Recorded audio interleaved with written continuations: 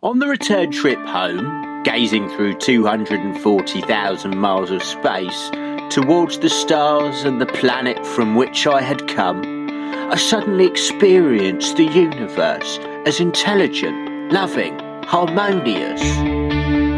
The Interplanetary Podcast. The exploration of space for the benefit of all mankind. Your hosts here in London, Matthew Russell and Jamie Franklin. Space. Matt, who was that? It was Edgar Mitchell.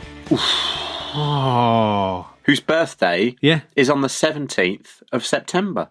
We'll be raising a glass of wine. Edgar Mitchell's a weird one, isn't he? Because he's one of the ones that believes in aliens. Like, he was fully, like, there are definitely aliens. Yeah, I think, I forgive him that. All those WikiLeaks emails that sort of came out? Yeah. One of them was from Mitchell himself, Edgar Mitchell, and it was trying to get hold of Hillary Clinton to discuss how 0 point energy from aliens could save the planet from global warming. Please find that document and send it to me. That's brilliant. Yeah, no, it's amazing. So he's not the only one born on the 17th. He's not the only Apollo astronaut born on the 17th of September in 1930. Who else are we looking at? Thomas Stafford as well, who was Big Staff. Who was Apollo 10. So he actually piloted the lunar lander, but had to have the nerve not to land it and become the first man on the moon. Oof, yeah. So he was the one that got it into a great big spin and ironed out the last little bits before Neil Armstrong went and did it for real. God. I know. Ouch. Yeah, so amazing. But you know what was really weird about this? So I thought, that's funny that they're both born on the 17th of September 1930, born on the same day. So I thought, well, I wonder who else was born in 1930, because I remember when we were talking about John Young, he was. Yeah. But guess who else? Go on. Buzz Aldrin. Right. Irwin. Yeah. Conrad. What? Neil Armstrong. John Young. What? Collins. White. All of those Apollo astronauts went. A guy called Pogue, who was part of Skylab. Another guy called Adams, who in some ways is considered the first US space fatality, and he died in an X-15 when he was about 80 kilometers high. So that was considered he was in space. So he has actually got his space wings for that particular thing. But yeah, he died doing it. But so all of that lot were born in 1930. God, that's mad. I'll share a birthday with Big Daddy. What, the wrestler? Yeah, Big Daddy the wrestler. Big Daddy. Sean Connery. Oh, yes. Clint Eastwood. Right. Steve McQueen. What? Gene Hackman. Ray Charles. And unfortunately, Rolf Harris. Oh. Wow, that is surprising. I mean, that's a lot of people. Here's to 1930, the bizarre year of space. It was a strange year. Even Frank Drake of the Drake equation. Big Drake. Not Nick Drake. I said Big Drake. Come on, Matt, come on. Drake. We should put Pink Moon in the space list, shouldn't we? What a tune. Anyway. Yeah. Who else was born in September? Well, Matt, 15th of September, 1857 in Cambridge, Massachusetts. Died 4th of January 1904, Anna Winlock. Space legend. Our space legend of the week. This is a cool little story, this one. Because she obviously worked in an era where it was very, very hard to do this kind of stuff. So she was an American astronomer and daughter of Joseph Winlock. Yeah, and Joseph Winlock, her father, was just a computer, that's what they were called back then, and an astronomer who looked after the Harvard College Observatory. I love that, she was a computer.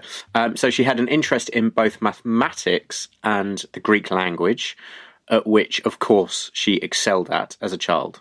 Yeah, and then she went on a little voyage with her dad to see the solar eclipse. Oh, nice. At the age of 12. Yeah. Oh, that would do it. So her father, Joseph, died when Anna was aged 17. And so she had to financially support her mum and her 4 siblings, so went to work at Harvard College, picking up all the unfinished work that her father had left behind, which was decades of data. God, no way. From observations, yeah. And so the college were desperate, in actual fact, because they needed someone to finish all this work, but they couldn't afford it. And being female, she could work for half the wage of her male computer counterpart. How convenient sexism was back then. Yeah. So, yeah, in less than a year, she was joined at the observatory by 3 other women.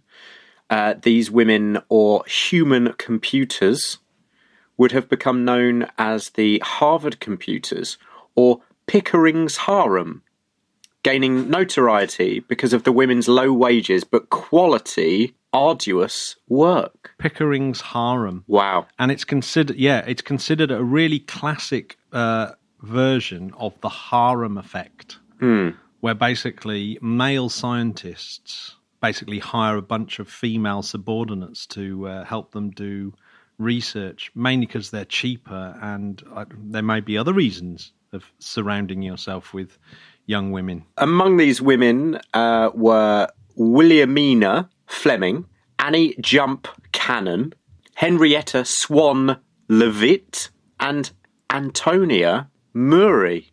I'm sorry if I've pronounced any of those names wrong. I believe all those women went on to huge success as astronomers. No doubt. And all had very, very important parts to play. But the most significant work that Anna worked on was obviously crunching all these numbers that her dad had left behind. And she basically worked on a section of the numbers called the Cambridge Zone, which for 20 years that project basically mapped the stars in a certain part of the night sky. And that became the Astronomische Gesellschaft catalogue, which was used between 1890 and 1954, listing 200,000 stars. That is down to 9th magnitude. Just incredible. So she made the most complete catalogue of stars near the North and South Poles of her era. Insane. Yep. She was also involved in some calculations of asteroids, 433 Eros and 475 Ocklo. But here's the sad bit. So in the last year, she got a bit of a cold and started coughing a little bit like me. And then one day she just didn't turn up, and she died at the age of 47, which coincidentally was my birthday the other day. Oh, Matt, please don't say that you're going to go home and never come back. Yeah, slightly poignant that. At least wait till we've done 100 podcasts. What's that comedian who died on stage? Tommy Cooper. I'm going to do a Tommy Cooper. You're like the G.G. Allen of the podcast world, aren't you? Exactly right. My goodness. Exactly right. So, Matt, a wonderful, wonderful woman. So let's raise a glass to lovely Anna. Hey, Matt, on this day, 14th of September, 1959, what do you think happened? The Russians got to the moon first. Ooh. The Soviet probe, Luna 2, crashes onto the moon, becoming the first man-made object to reach it. There we go. So the Russians won the space race back in 1959. Shout out to Matt Brealey of the Juno Observer. So, yeah, Matt Brealey, he sent me over a link to his new little computer program called the Juno Observer that takes all the data from Juno and then puts it on a sphere, and you can play around with it and fly over Jupiter and see what picture Juno was taking each time. Oh, I love that. Really, where can people check that out? I will put the link in the notes. Let's put the link up. But it's really good. I think he's just about to release the working version because it was a beta that I was playing around with. But it's really, really cool. It's really smooth. It basically puts the whole thing into context. It's really, really cool where you sort of fly over and you can see where the picture was taken, where Juno was when it was taking the picture. But also, the detail's brilliant as well. You can see all those little clouds and stuff. It's fab. It's really good. It's really good. We will absolutely check that out. So, Matt, it's the time everyone's waiting for. Is it? Yeah. Is it Space Word of the Week? SWOTW. This is one of my favourite words, and it's a word that's pops up quite a few times on our childish podcast, and that is space tug. I'm saying nothing because I'm a mature man these days. It's good that you've grown up. This is a Russian name. In your mind, at least. I'm trying very hard. Hey, Matt. Yeah. If I said to you, Cosmobuxia, what would you think I'd said? Cosmobuxia, I'd say, is a space tug. Oh my gosh, it's Russian for space tug. Mate, it's space tugboat, yeah? Yeah, space tugboat.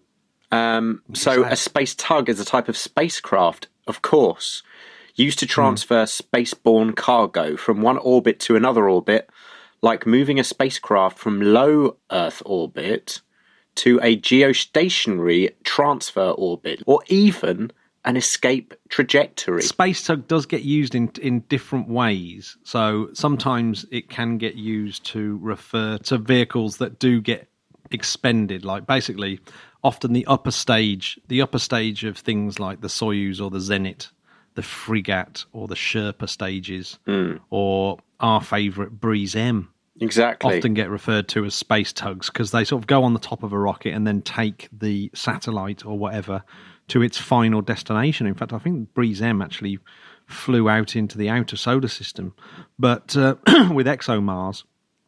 So that's an expendable type of space tug. But really, space tug should refer to vehicles that sort of stay on orbit and then assist like things that have been flown up and then take them to their final destination. So got it. Like a tugboat, really, but you get a big ship that's gone across the Atlantic, and then a tugboat takes it to its final kind of destination. Well, Matt, one of our favourite Turner paintings, hanging in the National Gallery in London, the Fighting Temeraire. It most certainly is. The old warship, broken from its last ever battle, being pulled along by a tugboat. There we go. And there's some really cool pictures about tug vehicles and things from NASA's study that they did in the 60s and 70s called the Space Transportation System, or STS.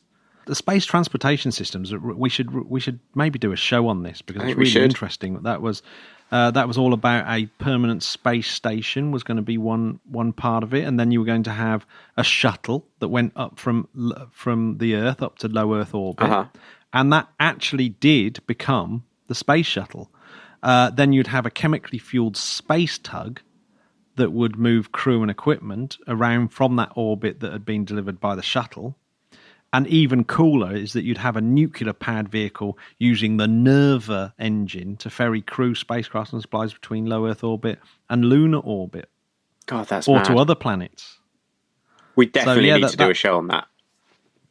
Yeah, so it is really, really cool. So, the shuttle actually came out of that program, and it's actually why it was called the Space Shuttle. But Nixon basically cancelled the whole lot. But then Reagan actually did approve the space station part of it, but then they ran out of money. It's weird, isn't it? It happens. Yeah.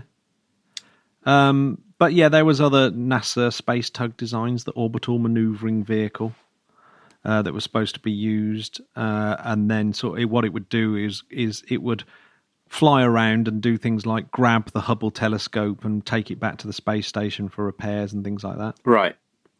Yeah.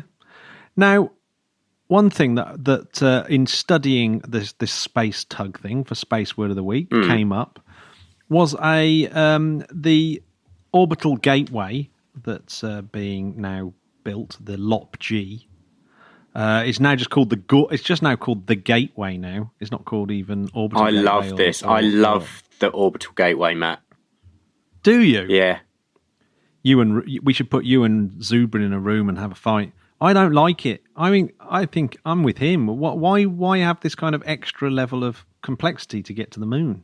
Because complexity equals knowledge and power. Okay. Fair enough. But anyway, so the Europeans are building this thing called Esprit. Mm-hmm. And Esprit will be part of this gateway and is part of the kind of refueling infrastructure for the gateway. And that looks really, really interesting. I couldn't really find much about it at the moment, other than on Russian websites seem to be more concerned about it than the European website. So yes, Esprit, hopefully we'll start seeing more information on that. But the space tug that they're going to be using for Esprit to get it from Earth orbit over to the gateway is based on the Japanese HTV vehicle. No way. That. That's mad. Mm-hmm. But there's been lots of things. Parom was a Russian version that was supposed to carry their Clipper crew vehicle. Sherpa was supposed to go up quite recently on the last Falcon 9 flight, but I couldn't work out whether it has or hasn't gone up. But Sherpa is a type of space tug that Spaceflight Inc. used to deliver lots and lots of satellites. And you've also got Franklin Chang Diaz. Come on. Remember when we spoke about him? Yeah, I do. He obviously his very, very cool electric plasma rocket could be used to come up with a really brilliant space tug for getting people to and from Mars in 39 days. Trust Franklin to come up with a plasma rocket. You know what I mean? Yeah. And trust Franklin to be in complete opposition to Zubrin, because Zubrin calls Vasimir a hoax. Can you believe that? Yeah, I can. But yeah, other space tugs to look out for: the Indian PAM-G, yeah, and Jupiter by Lockheed Martin. Of course, Martin. Jupiter. There we go. There was the original PAM, of course, flew out of the space shuttle.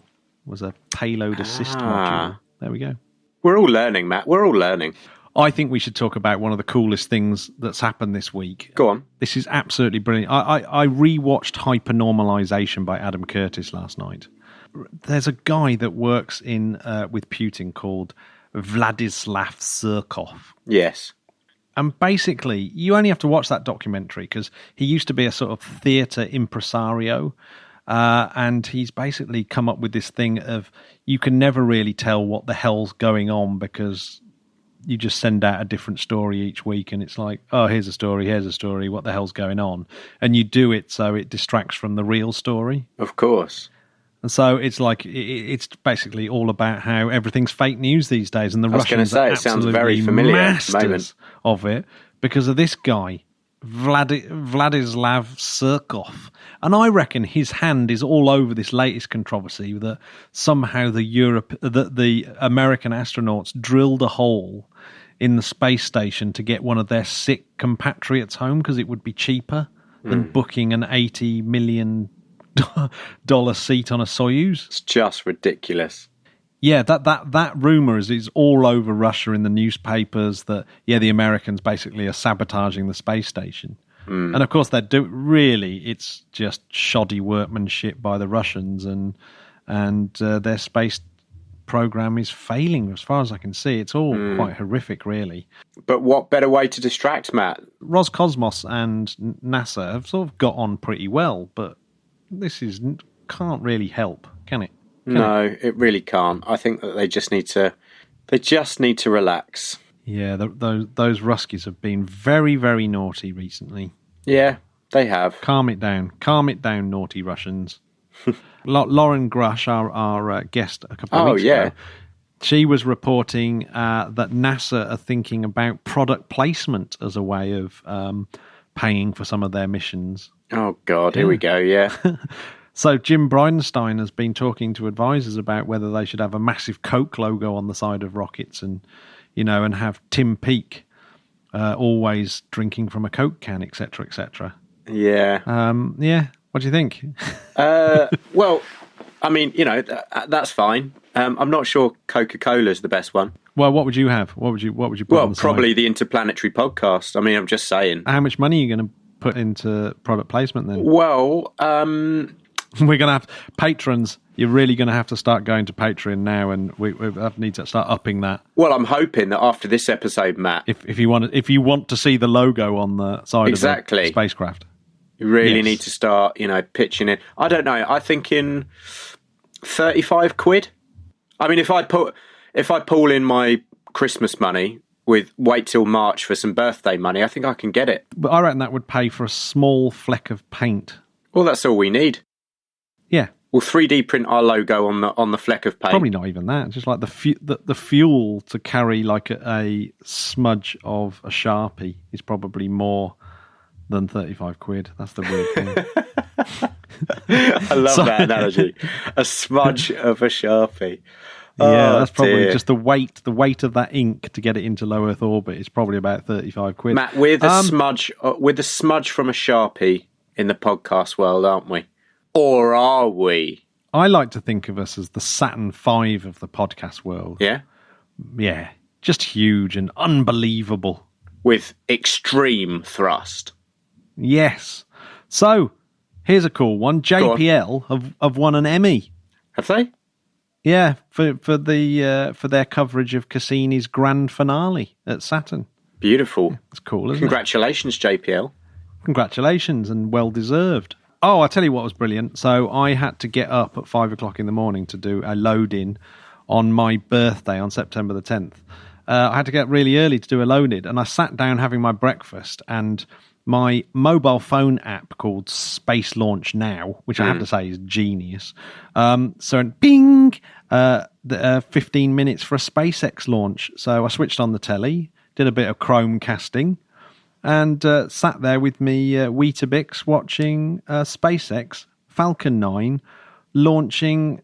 I can't remember what satellite it was now, but yeah, launching up into space and landing on the drone ship. That's a beautiful story, Matt. And for people who aren't in the music industry and think you might have been doing something very naughty, what's a load-in, Matt? It's getting to a venue and pushing PA through a door and loading all the gear in. Okay, just wanted to clear that. Gear in. Yeah. It was good. And talking of Falcon 9, I saw a quote on Twitter that Gwyn Shotwell had said that Falcon 9 first stages are coming back in much better shape than anticipated, and they've got the refurbishment time down to 4 weeks, but it's still the goal is to get it to a 1-day turnaround. Ooh. Yeah. Ooh, yeah. So, Matt, it's a very exciting week this week because we have another interview, this time with the legend that is John Kraus. Oh, this was an exciting one. It was quite hard to get John on the show. I don't know if he was being shy, but he took a bit of persuasion to come on. Wasn't so sure, was he? I don't blame him. And the cool thing was... He probably listened to an episode, Matt. He's such a cool cat that he didn't use Skype, so we used Discord instead, which gave me a chance to check out whether we could use Discord. Yeah. And Discord works really, really well, so you can join in, have all the people that you want join in, but all our patrons who are on the Discord channel could, and all of John's actually, could ask questions while we were talking. That's got to be the future, isn't it? Yeah, I quite like the Discord thing, so we'll try and do more of those. I was a bit nervous because I'd never tried it before, but it worked out really, really well. So would you like to have a listen to the interview with the great photographer? I would bloody love to have a listen. I think a lot of people are sort of interested in the kind of technical aspect of what John does. But I have to say, when you look at the body of work that he does, it's really well balanced work. You know, he's actually, a lot of time and thought has gone into the composition, and it's not just a kind of technical tour de force. But there's way more to his photography than that. It's really, really good. So it's not just point and click. No, it's not point and click or just having some good gear. It's actually genuine, old-fashioned photography skills. Excellent to know. Well, so yeah, I was really excited about this interview. So let's do it. Shall we do it? Yes. Écoutez. I'm joined on the Interplanetary podcast by John Kraus, who's a bit of making himself a real big name for himself in rocket photography at the moment. Hello, John. Welcome to the podcast. Hey, thanks for having me. So, if you can tell our listeners a little bit about yourself and how you even started getting into this, what seems like a ludicrously difficult thing to do. So I am a photographer on Florida Space Coast, which is where most of America's spaceflight happens.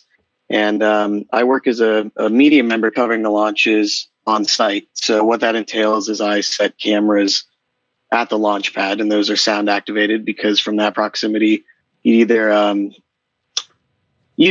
hurt by sound or flame. So basically I set cameras at the rockets. They capture images. We go back after the launch. We pick them up and see what we capture. It's a really fun. Right now, I call it a lucrative hobby. It's not a full-time career yet, but it's definitely something I aspire to do full-time in some way. You and a handful of others have managed to start capturing pictures of rockets, the like of which we kind of haven't seen before. What is it in the technology that's changed, that's allowed that kind of photography to actually start to be taken? I wouldn't say it's any sort of new technology. I think it's just sort of a wave of style that's sweeping over everyone. You know, they all want to capture the exhaust, and the technology's been there for a while in terms of cameras. But I'd say it's a lot in the post processing as well as the exposure. And I think people are kind of figuring out how to do that. And the launch cadence rising has given people the opportunity to, you know, experiment every launch. Because instead of a space launch every 3, 4, 5, 6 months or every other year when they're having issues and that sort of stuff, you know, we have launches every week, every other week, so we can really experiment and fine tune what we capture. How on earth did you sort of start kitting yourself out and getting? Because it seems to me you've got several areas to have to think about. Is the access to the site itself and to have the equipment in the first place to do it. How did you get started? What was the? So I'll talk a little bit about the equipment I currently use first. So the problem with the remote cameras is the term remote, in a sense, from what I've gathered and kind of gone with, it doesn't mean remote as in, you know, we're standing somewhere with the remote shutter release 5 miles away. I actually think of it as remote as in they are far away. They are remote, and we cannot access them after we place them unless we're granted permission following, say, a scrub. So those cameras have to sit out in the Florida elements for maybe 8, 24, 48 hours if there's a scrub. So I use rather low end gear because if, say, rain or even a rocket destroys my camera, I don't have to spend thousands of dollars to replace equipment. So right now I'm running an arsenal of 3 Nikon D7000s, and purchased, refurbished, or used, those go for a little under $300. So, you know, losing a camera isn't a big blow compared to placing out multi-$1,000 equipment. So that's the main thing with that. Cheap gear, but good enough that it still captures quality images. And really any entry-level camera can still capture great stuff, but that's a whole nother discussion. So with the access, I'll start about 3 years ago where I started. I just randomly picked up a camera, kind of talking to some people that did photography. I'm like, hey, this seems like something I might be interested in doing. So I pretty much on a whim, I went to Best Buy, bought a Nikon D3300, and I just started shooting pictures of everything. About a month after I started, there was a Falcon 9 launch. It was a Falcon 9 launch of Discover. And that was, I think it was February 11th of 2015. And I just raced on over to the beach. I was actually parking. My mom drove me, but we were parking and we got out as the launch was taking place. And I just ran up to the boardwalk, snapped a couple of pictures, and I'm like, hey, that was pretty cool. Cause, you know, I grew up watching the launches and they kind of happen. I'm like, cool, there's a launch, but I never really thought more of that. So once I had a camera, it kind of gave me an appreciation of what was going on. And just, you know, right away it turned from, hey, there's a launch tomorrow, I'm going to snap a couple pictures, to, hey, I got to plan out my shots for the launch next month. So it really gave me an appreciation of what goes on at the Cape. And it slowly turned from I'm going to shoot every now and then to I want to shoot every launch. So how old were you on that first photo shoot, as it were? So for the first launch, it was about a month or two after I turned 15. So I was a freshman in high school. I was 15. Yeah. Wow. So yeah, and so it's been a very short while, really, since you've sort of taken that from stepping out your mum's car and into a fully fledged, having it, you know, your pictures retweeted by all and sundry throughout the kind of, Tory Bruno and all people like that retweeting all your work. I mean, that must feel pretty special, right? Yeah, it's cool. They especially Tory Bruno, he's very interactive on Twitter, and he shares a lot of people's stuff, but it's cool to see my work shared so prominently by people that make it happen. Just something about that is like, I'm photographing what you do and you care enough to share it. I just find that kind of cool. Yeah, no, absolutely. And you've also had is it 3 astronomy pictures of the day on the NASA website? Yeah, so I just had my 3rd last week. It's up to 3 now. Yeah, that one of Delta IV was pretty incredible. Was actually incredible. Yeah, Thank you. They are incredible shots. So when you move from this a single camera, so how many cameras will you have down at the Cape, and how far away are they actually from the launch pad? So number of cameras depends on, how high profile the launch is or what I want to capture specifically. Anywhere from 1 to 3 at the launch pad, and then 1 or 2 on me, wherever I'm shooting from. And their proximity really depends on the launch service provider and what launch pad specifically. So the cameras is about 150, 200 feet at the Delta 4 launch pad, which is 37B, and that's United Launch Alliance. And then at 39A, which is SpaceX's pad, one of their pads on the Cape, it's like half a mile, maybe like 0.3 of a mile or something. It's rather far. Actually, it's far enough to where you have to consider the sound delay when using a sound trigger. So it really varies, which can kind of make things complicated. Some pads were 600 feet, some pads were 200, some pads were 1,200, 1,500 or farther. So, so you are a reasonable distance. So the lenses that you have on your cameras must be fairly heavy duty. What sort of lens are you using? Again, it really depends on what image I'm going after. Sometimes it's an ultra wide, like that NASA astronomy picture of the day. The most recent one, that was with an 11 millimeter, which is really wide because it was really close. Mm-hmm. And then sometimes I'm using, the tighter lenses for those close up shots. But yeah, it really varies depending on the launch. So you've got quite an arsenal of lenses, I'm assuming now. Yeah, I'm staring at them right now. I have quite a few scattered out in my room. Some of them are standing up on a shelf because they're retired because they got destroyed by rain or a rocket. How do you make an income from this, and what is your kind of main source? Is it from your website selling prints of it? Yeah, so the primary source of income right now is prints. I sell a fair bit of prints each month, and that can help support the gear and the travels and whatnot. And then I also do licensing to, any third party that's interested in buying a photo. Like Bloomberg Business Week actually just used one of my images on the cover of their space issue. So agreements like that, magazine covers, which I've had a few of, website licensing, that sort of stuff. When you say a lot of that is to do with the post-production of your photography, what exactly do you use to actually eke out the detail and get the atmosphere, I suppose? So primarily I use Lightroom for those sort of adjustments.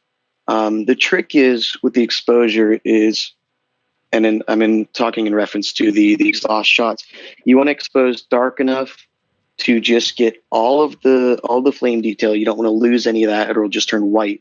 But you don't want to go so dark that you lose what's called the shadows. Because if you expose too dark, you're not going to retain any of the data to bring up the rest of the image. So in Lightroom, you want to brighten up the dark parts of the image, but not blow out the highlights when you're editing. So it's kind of a tricky slope to find a nice balance. But it starts with the exposure, and then you see what you get, and you play with it in Lightroom.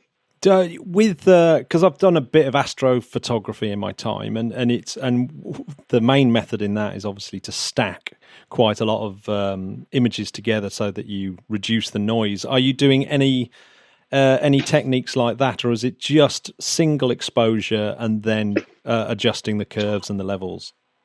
So the exhaust shots, let's see, every one I've done so far has been a single exposure because things move so quickly that even with high-speed cameras, by the time you trigger a next exposure at different settings, things are going to be different, and you won't be able to stack them as easily.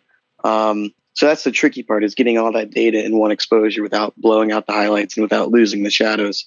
Yeah, it just seems incredible, because presumably you're shooting too fast to have it as an HDR image straight off the camera, and then you're shooting in RAW, yeah, exactly. I'm assuming. So yes, RAW. Was it a lot of experimentation to make sure that you had the right exposure in the first place? I mean, how did you, because you don't get many shots at this, so presumably you found those settings fast, or is there a community of rocket photographers that all get together and help each other out? Yeah, everyone's pretty supportive. A lot of people share their settings, and there's public domain photos that have settings as a reference, and I kind of use those and fine tune them, and then use the experience I've built up to fine tune. For the exhaust shots, it does depend on the rocket. So, it depends on the number of solids, depends on the specific launch vehicle, and those close up settings do change launch to launch and launch vehicle to launch vehicle. Even for some launches, if I haven't shot a close up of that rocket before, I may be kind of just spitballing settings and saying, hey, this seems a little brighter than so-and-so, but darker than the 1-2 launches ago. And I kind of just hope that the flexibility of shooting in RAW will save that data and I'll be able to recover anything. So it's kind of guesswork with experience, a little mixture of both. Capturing that detail and the speed that it has to be, because these things are traveling quite fast. And when you look at the exhaust, we've captured a real moment in time. How fast is the shutter speed at that point, normally, roughly? Bit of a trade secret, but I'll say it's very close to the max the camera can handle. In the realm of 1/2000th to 1/8000th, it all depends. But what's crazy is there's still motion blur even at the fast of a shutter speed, because the flames are just traveling unbelievably fast. And how is there any way that you try and get rid of that motion blur? Is it some form of unsharpened technique or one of those things?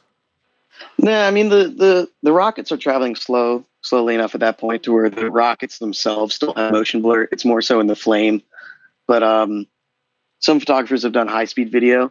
Particularly, his name's Ryan Chalinsky. He does very great work. And even in his unbelievably high frames per second video, there's still some motion blur, which is just insane. Have you done other launch facilities, or has it always been at the Cape? I've not shot any large launches outside of Cape Canaveral. I've done a few, the small high-powered rockets for some friends. But no, I haven't traveled to any other launch sites for imagery. But I do have plans right now to go to Vandenberg for the final Delta II launch in September. That's one not to be missed, isn't it, really? It's your last chance. No. Yes, your last chance. Yeah. I grew up watching Delta IIs from the Cape, but they stopped the Florida flights before I even started photography. So I think it's kind of cool that I'm going to be able to see the last one while shooting my first one, despite having already watched a lot of them. Have you thought about traveling to do a Soyuz or an Ariane launch? I won't commit to answering that fully because the plans aren't sorted out, but a Soyuz launch could be on the horizon. That's all I'll say. A South American French Guru, or the ones over in Baknor, or the other one, Vostochny, isn't it? The Kazakhstan launch site. Yeah, so Baknor, yeah. I've not seen that sort of thing done with Ariane or Soyuz or anything like that. And is that because of the access that those providers are giving, or do you think it's just the fact that people haven't really started to sort of cotton on there yet? I have seen a few images from massive photographers of the Soyuz that are of that style. And then Ariane, I have seen one, I think, high-speed video by them officially that was of that nature, exposing for the solids. Yeah, a few people have done it. I think it's just kind of caught on lately. People realize that the sensor technology can handle that sort of thing, and they go for it. But not every launch image has to be a close-up exhaust shot. A lot of times I try to incorporate scenery or whatnot. I try to approach it as an art as well. It's not just pointing a camera at a rocket with the right settings and getting a cool, sharp shot. It's sort of using framing elements and actual photographic principles, if you will, to try to make a pleasing shot. Oh no, absolutely. And I definitely wouldn't want to take the kind of artistic element away, because that's one of the things that's actually quite stunning about a lot of the photography, particularly yours, is that it manages to catch a whole new mood of the rocket taking off, which is including the ones where you're taking ones of the whole arc of Falcon 9, for example, going over, and even the boosters in the background with your long exposure style photography. So do you sit down and plan the kind of artistic element of it for any length of time? What's your process there? Yeah, there's a lot of planning that goes into it, because let me just use like an Atlas V launch, for example.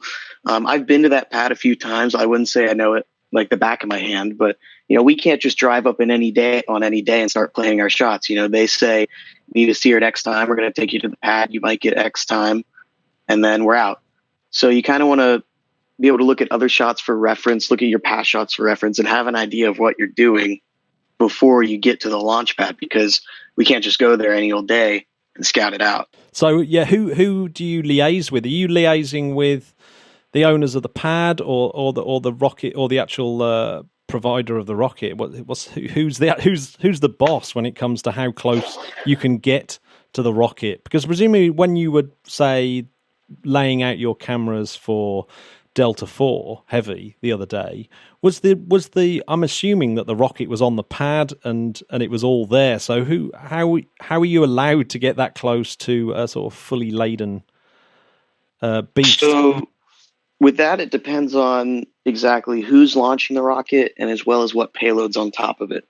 So when I first started out, I was badging through the Air Force, the 45th Space Wing at Cape Canaveral Air Force Station. First off, it's important to realize that the Cape is made up, but when we say the Cape, there's Cape Canaveral Air Force Station and there's Kennedy Space Center. And those are two adjacent but separately run facilities. So the badging procedures change between the two. So initially I badged for the Air Force, and they would be the escort for the media. They would give us access to the launch pads. They kind of worked in tandem with the launch provider to give us access, but normally our actual escort would be an Air Force Caravan. And then, it does change sometimes. Sometimes it'll be a SpaceX bus. Sometimes we'll be in our own car. Sometimes it'll be a Kennedy Space Center bus with Kennedy Space Center escorts. But speaking for the Delta IV, that was a NASA payload. So Kennedy Space Center handled the badging and escorting. Right. And once we're at the pad, there were ULA officials that kind of, tell us where we can go, where we can't go, that sort of stuff. Yeah, it's really interesting because I was down at the Ariane and Vega launch pads quite recently. I took a trip out to French Kourou, and it seemed like you once the rockets are out, it seemed like you'd have to be royalty to go anywhere near them at all. There were some viewing points that you're allowed to go to that were quite a long way from the launch pads. So it'd be interesting, wouldn't it? It's interesting how much the French will allow people close to their rockets. I think they're a little bit more safety conscious, because that was one of the questions that one of the guys asked was about the Delta. Yeah. So generally the rockets are on the pad now. They're not actively fueled. They're not minutes from launching, but if they're not on the pad, then they're about to be rolled out or they're still horizontal. But for the most part, yeah, the rockets are vertical on the pad when we set up our cameras. Yeah, that was one question that you answered very early on, was that they're sound activated, because that was another thing. We couldn't have any Wi-Fi devices anywhere near the rockets when we were down down at the European spaceport. What is the piece of equipment then? That is it a bespoke piece of equipment that does the sound activation? So a lot of people, including myself, I just switched over recently from a previous trigger. I use what's called the MyOps trigger, and it's this cool piece of equipment that you can mount right on top of your camera into the hot shoe mount, and it has a sound activation mode. It has a couple other modes as well, but primarily I use it for sound. And you just plug it right into your camera, and there's a sensitivity threshold you set before you leave it, and it'll fire the camera away. And one misconception people have is they think it's like the rocket goes off, the camera hears it, and it fires one shot. No, generally it's a rapid fire. As long as it'll hear sound, it'll keep click, click, click, click, click until the rocket's well out of the frame. So we get a wide variety of images to choose from. Oh, okay. So it just keeps firing all the time there's a loud noise around. Pretty much. So sometimes, if a loud truck drives by, if it rains, we'll get hundreds of images on our cards of rain, which actually happened for the Delta IV Heavy last week. And funnily enough, I was worried that the rain at the launch pad damaged my cameras enough to fry them. And then the next concern was if they weren't fried, that the triggers would have triggered the camera so much that the batteries would have died. I was going to ask. Luckily, that didn't happen. I was going to ask about batteries. I mean, presumably, so these things are out of your kind of care for hours and hours and hours and hours and hours. So presumably, this thing listening has a battery life that's brilliant. But your cameras too, they must sort of be quite happy sitting there, running off their batteries for a long time. Do you have an extra battery pack next to them, or do they just run on their standard batteries? Some photographers do have external battery packs. I personally don't, because the cameras go into a sleep mode and they're actually woken up by the sound trigger.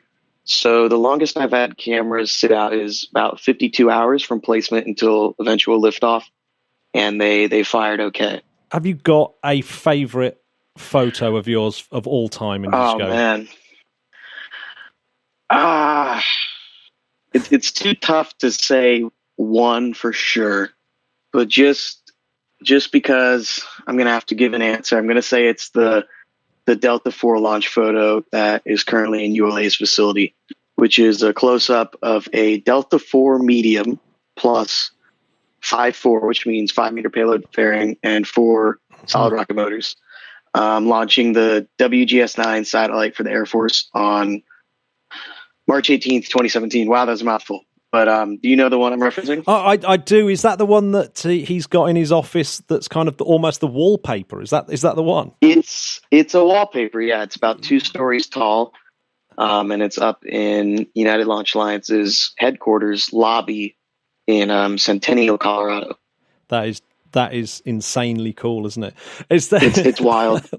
It's huge in person, but it's only about 1/3 scale according to Mr. Bruno. Yeah, well, but that really must have been a special moment to think that he's chosen that to go up on the wall, and it's It was pretty cool, yeah. And how long had you been doing the rocket photography at that stage?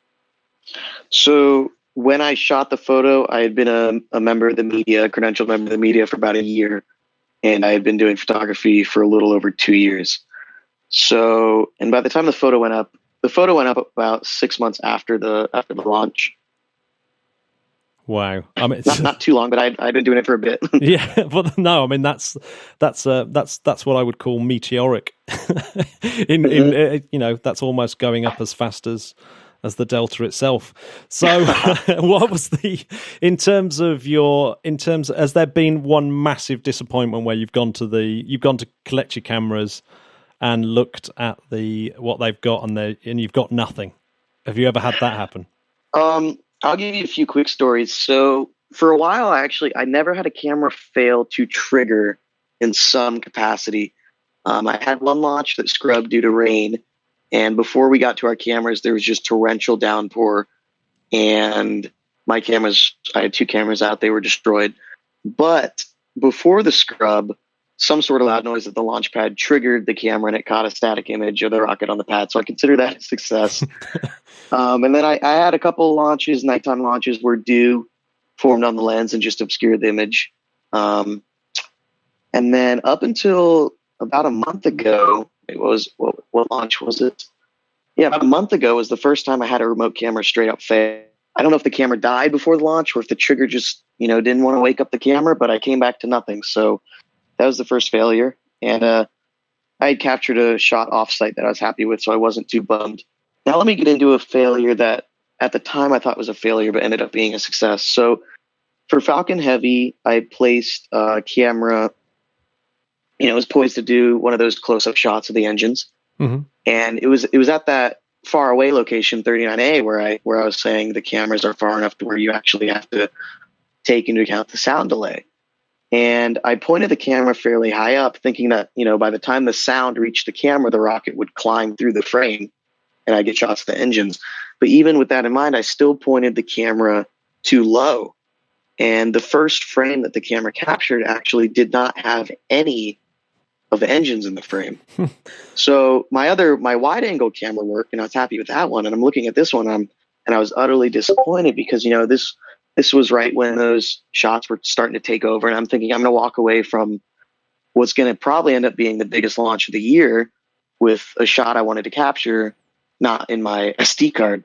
So for like 5 minutes, I was just really disappointed. And I thought, everyone else is going to get the shot I wanted, and they're going to go with that one. And I got to say, a good friend of mine, Brady Kennenston, he did get the shot. It was exceptional. It actually got retweeted by Elon Musk. But my mindset before that was, I might as well just go with the shot I got because it's different than what everyone else is going to get or going to share. So I went with it, and it got a fair bit of attention. It's actually, it's one of my more abstract close-up photos. It just kind of looks surreal. And it ended up, the magazine Aviation Week, they ended up reaching out, and they purchased it, they licensed it for their cover.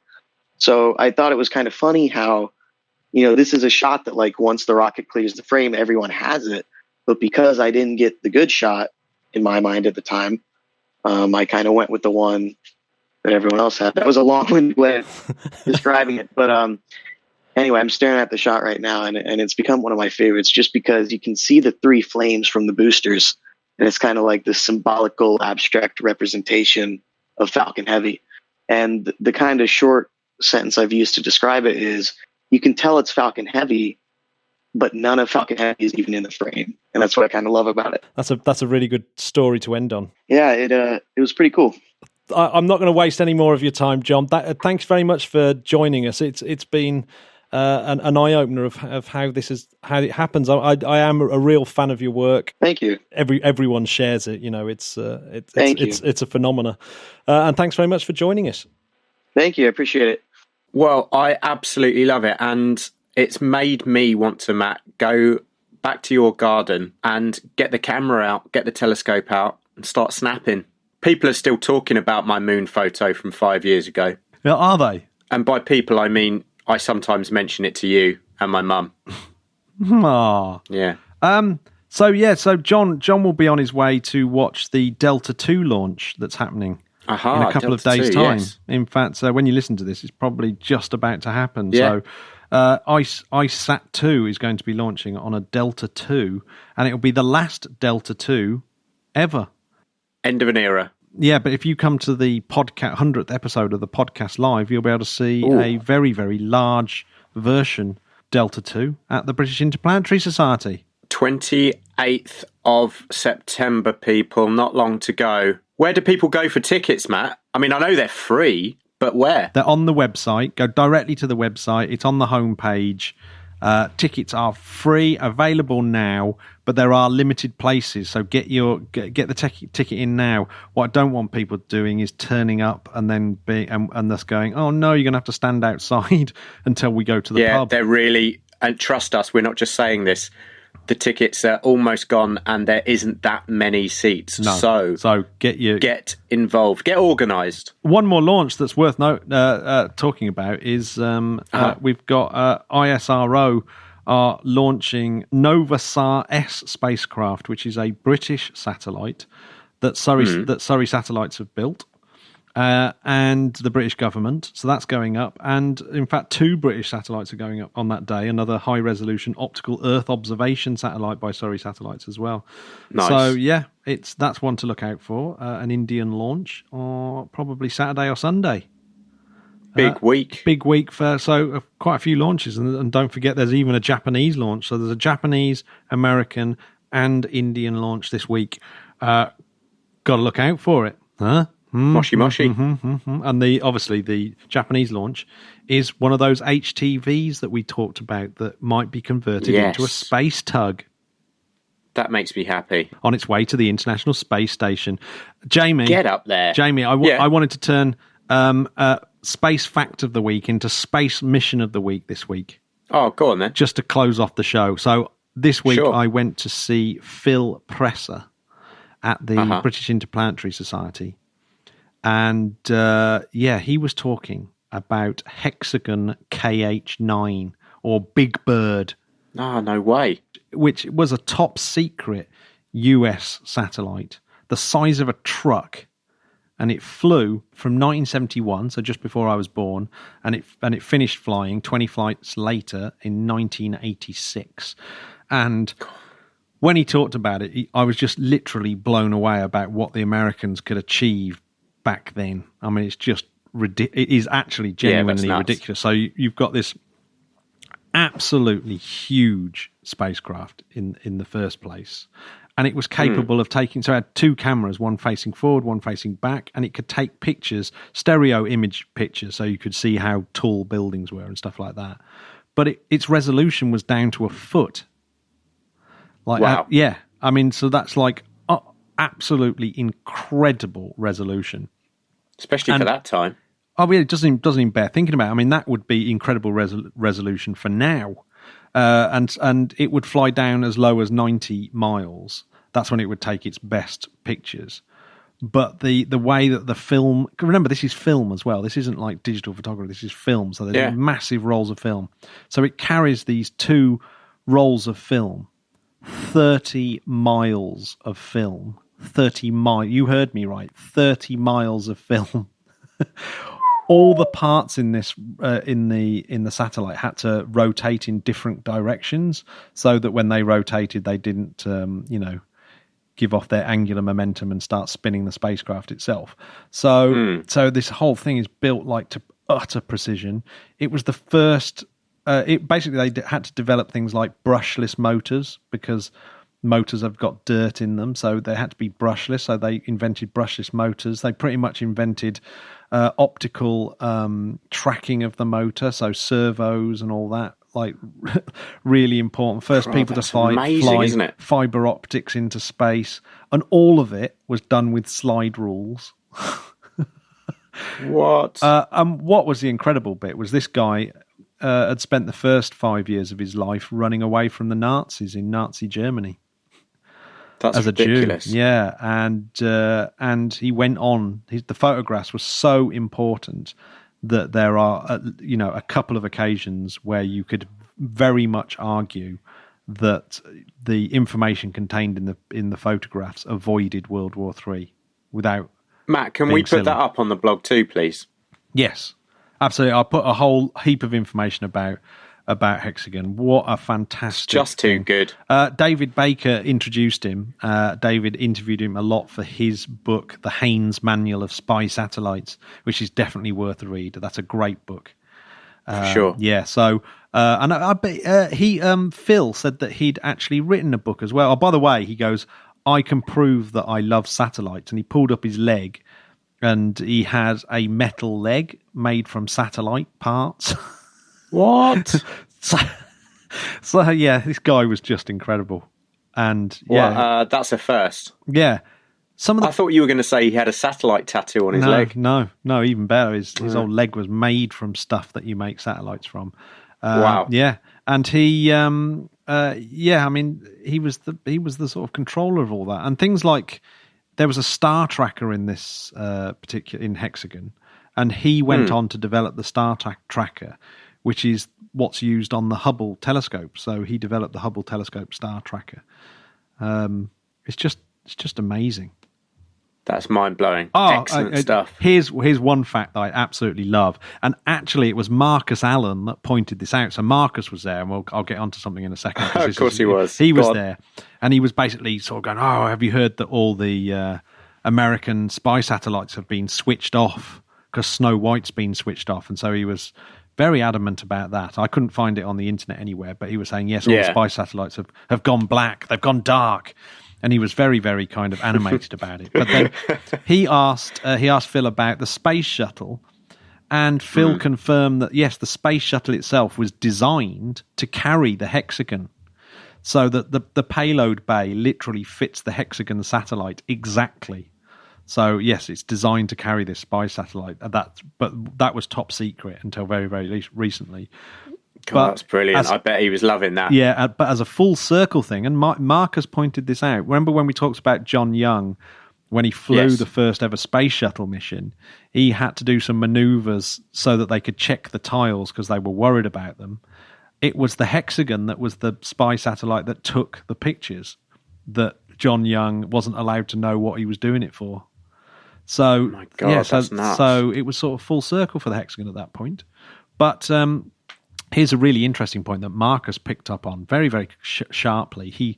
Phil Press was talking about how the film went over these capstans and little rods and stuff called spinners and loopers, a way of keeping the film in line over the camera. And as the film went over, it was on a bed of nitrogen, so that a bit like, when you play air hockey, it's like that. So the film would go over, and the film itself was always bathed under pressure and with nitrogen. And then Marcus goes, "Oh, did you see that he practically admitted that the moon landings were a hoax?" And it was because the film that they used on the moon wasn't pressurized with nitrogen, so therefore it couldn't have worked. And what was the reaction? Oh well, no.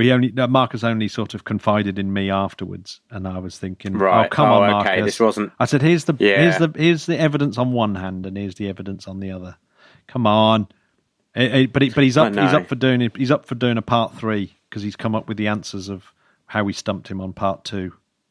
Oh, I don't know if I can take it. Maybe one day. Well, maybe one day. One day. But yeah, if anyone knows the answer about the film and nitrogen on the moon, that'd be interesting. But I'm sure there is one. Please get in touch. And talking of getting in touch, Matt, if somebody's listening to this for the first time, how do they check us out? What's our social media sites? And more importantly, Matt, how do they become a patron? Oh, well, I think you just, on all of those accounts, you just go to www.interplanetary.org.uk. It's a huge website in terms of its importance, isn't it, Matt? Yeah, and you can go there, you can find out where to become a patron, you can find out where to go to iTunes and leave us that lovely review and on our 5 stars if that's how you feel. I mean, if that's what you want, then who's to stop you? But the big push, come and join us at the 100th podcast, and you can watch it live on YouTube. The YouTube live thing's already up, so if you wander over to our very, very undersubscribed YouTube channel, because we've not really done anything with it, there is a little holding place for our little live show there. This is going to be a big night, so it's going to be get a big yourself night. sorted. It's going to be a big night. David Baker's definitely there, answering questions. It's going to be cool. Awesome. So, Jamie, shall we let the Spodcats go? Let's let you go. Spodcats, it's been an absolute pleasure, as always. Have a good weekend. All the fun in space. Take care. As Roger Taylor would say. Bye-bye. See you soon. Ta-ta.